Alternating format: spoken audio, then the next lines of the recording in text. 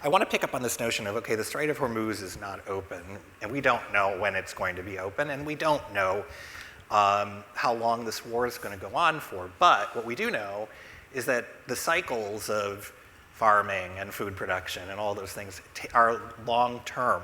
So even now, what are we looking at in terms of how long this could create issues, and what does the future look like if it's not solved quickly?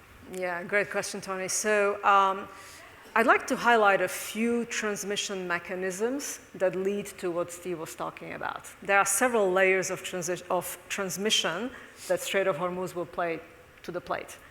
So first of all, if farmer doesn't have fertilizer or doesn't have enough fertilizer, that is not going to show up today in ag commodities. It's going to show up 6 to 9 months down the line because of the harvest, right? But we've got several layers to play with. So first of all, one of the first attacks were on LNG plants in Qatar. What does that mean? LNG is supplied to India, Bangladesh, Pakistan, and elsewhere. So those countries curtailed their own production of nitrogen fertilizers because they didn't have gas.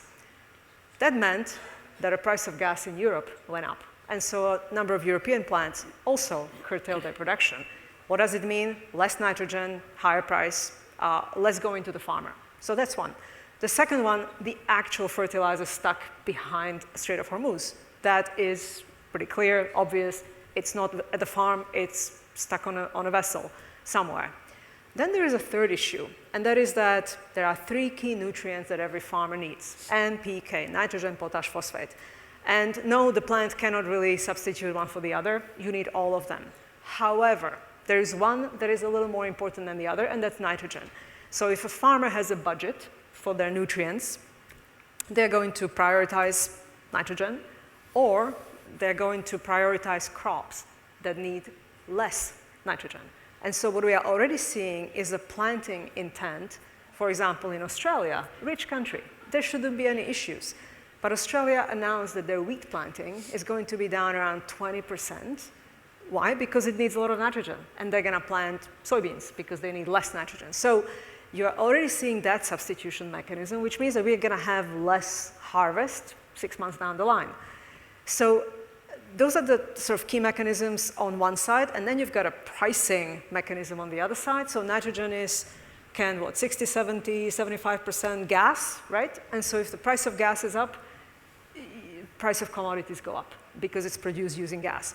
So you're gonna see also some demand destruction, like you are seeing back in a grocery store, we are seeing it with farmers, because they just don't have enough to actually do it. And one difference from 2022 crisis is that when Ukraine-Russia war started, Russia-Ukraine war started, those are 2 countries that produce a lot of agriculture commodities. So we saw immediate run-up in the price of ag commodities.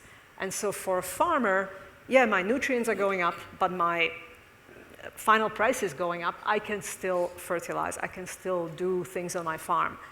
Today, we didn't see the run-up in ag commodities yet. And so a farmer, no matter where they sit, they're looking at the nutrient budget, which is much higher than it used to be. And on the other end, their ag commodities are not selling at the premium, which we've seen in 2022. So that's why you see a lot of voices of farmers basically saying, well, we gotta do something different. We're gonna plant something else. We're gonna plant less. We're gonna fertilize less. And that is showing up on the plate 6 months down the line.